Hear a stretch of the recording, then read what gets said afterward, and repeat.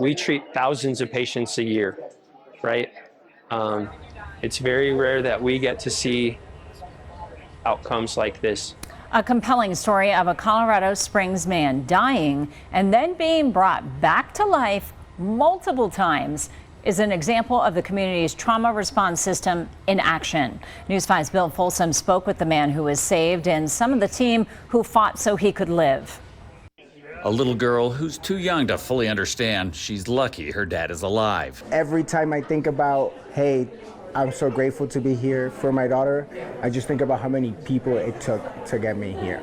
A Colorado Springs man who goes by Cowboy is talking about the crowd of UC Health employees greeting him with smiles and hugs as he comes back to Memorial Hospital in a show of gratitude. In a really bad situation, I've come out really good, I feel like, really blessed. Blessed by the best, I say. The phrase really bad situation is an understatement.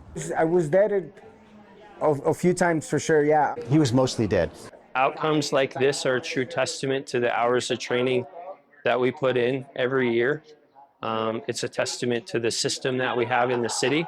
Working on a skid loader at his auto shop, in an instant, Cowboy was trapped under body-crushing weight. The hydraulics collapsed, and then that's the bucket is what fell on top of my back, yeah. It broke most of the bones in his chest, collapsed one of his lungs, caused serious internal bleeding in his abdomen, major damage to his pelvis. The realization of what had happened and the amount of pain I was in was almost unbearable. It also suffocated him because it had been sitting on his chest long enough that he couldn't breathe and blood couldn't circulate. A lot aligned that day for help to happen in rapid succession. The accident happened right here, and less than a mile down Academy Boulevard is Station 8. The firefighters happened to already be at their truck. The lieutenant with the whole blood was already in the area, just 2 to 3 minutes away. Whole blood carried by Colorado Springs firefighters was added to trauma protocol just over 2 years ago.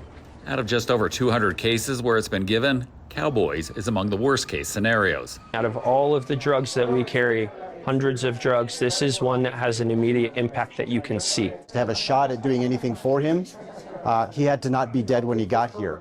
And the fact that the firefighters and the medics were able to give him whole blood, I believe, is why he arrived here alive, which is why everyone else had a chance.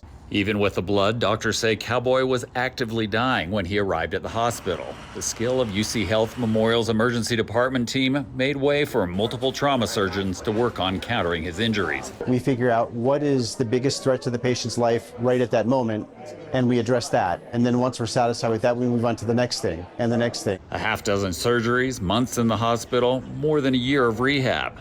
Firefighters, doctors, nurses, therapists are the reason he's telling his story. When you have had so many injuries that you never know if you're going to be the person you were before, and in a lot of ways I'm not. He got hurt so badly that he needed just about every single thing that Memorial had. They would come in for their job, but whenever they were in that room with me, it just felt like they were my aunt or my sister or, you know, a family member caring. A man whose expertise is car repair, experiencing what it takes to fix people. I had no idea what whole blood was, but I certainly do now. Cowboy thanks his higher power and the dozens of pros on the UC Health Memorial team determined to help him live after dying.